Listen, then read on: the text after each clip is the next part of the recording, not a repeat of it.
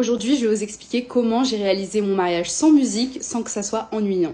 Et en même temps, on va faire un petit make-up de l'été. Comme beaucoup d'entre vous, pour moi, il était impensable de faire un mariage sans musique. Enfin, pour moi, c'était trop bizarre et ça allait être super ennuyant. Pour moi, c'était évident. Sauf que mon mari a dit hop, hop, hop, hop, hop, Asia, pas de musique à mon mariage. J'ai trouvé ça bizarre, mais j'avoue, avec réflexion, je dis mais il a raison.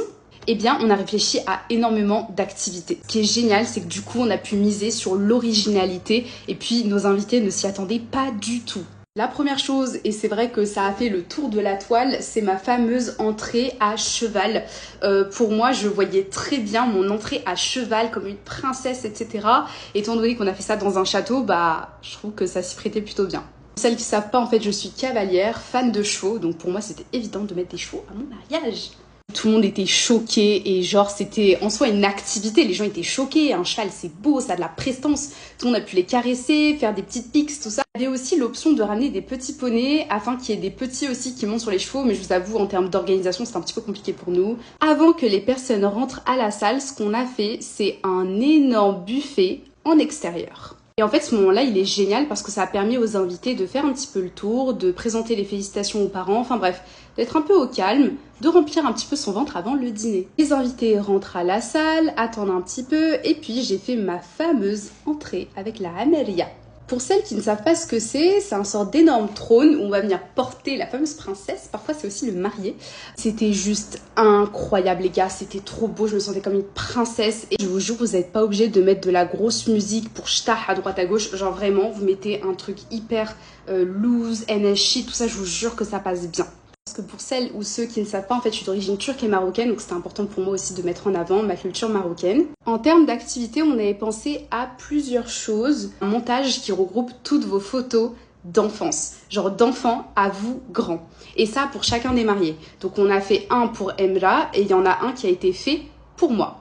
On a tous pleuré, les gars. Genre vraiment, on était super émus. On a vraiment fait en sorte de mettre en avant aussi les gens qui étaient invités. Donc on fait la même chose pour le marié et la mariée, c'est trop bien, hyper mignon, cute, et puis ça fait passer le temps juste avant le dîner. Entre le dîner et le dessert, histoire d'un petit peu digérer, ce qu'on a fait, vous savez c'est quoi les gars? Est-ce que vous vous souvenez à l'école quand on jouait à Kahoot?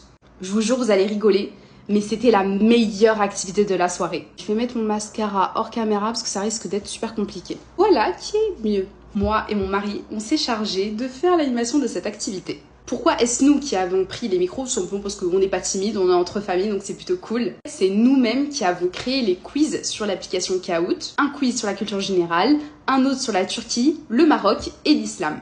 C'est super bien parce que tout le monde a joué le jeu. Et en fait, la personne qui remportait un quiz avait un cadeau. Donc on a concocté des cadeaux pour chaque quiz. On était dégoûtés parce qu'on voulait vraiment le mettre en place. C'est du Coran dès le début de la soirée, qui récite bien, et une personne aussi qui fasse un petit prêche, mais vraiment 10-15 minutes, et rappeler un petit peu les devoirs et droits des époux. On a trouvé personne, mais pensez-y parce que c'est incroyable. Et étant donné qu'on connaît un imam, enfin on est en contact avec un imam, eh bien il nous a fait pour nous-mêmes, une vidéo personnalisée avec un prêche plus de la récitation. Vraiment, il le fait pas habituellement, mais il l'a fait pour nous et j'ai trouvé ça adorable. Ça a apporté une sérénité dès le début de la soirée qu'on a diffusée du coup. Je viens vous passer un petit peu les détails du take, mais je pense que vous connaissez, c'est la cérémonie où tous les invités viennent apporter de l'argent ou bien de l'or. Il faut que la mariée aussi porte tout son or, etc. On a également fait plein de petits cadeaux personnalisés pour tous les invités. J'ai changé 2 fois de tenue, j'ai porté 2 caftans différents. On a coupé le gâteau, évidemment, qui était juste canonissime. Il y a eu les félicitations, etc. Bref, c'était un mariage incroyable. Et je vous jure, la plupart de nos invités nous ont dit « Votre mariage est réussi et j'ai jamais vu un mariage aussi beau de ma vie. » Comme quoi, il est tout à fait possible de faire un très beau mariage sans musique.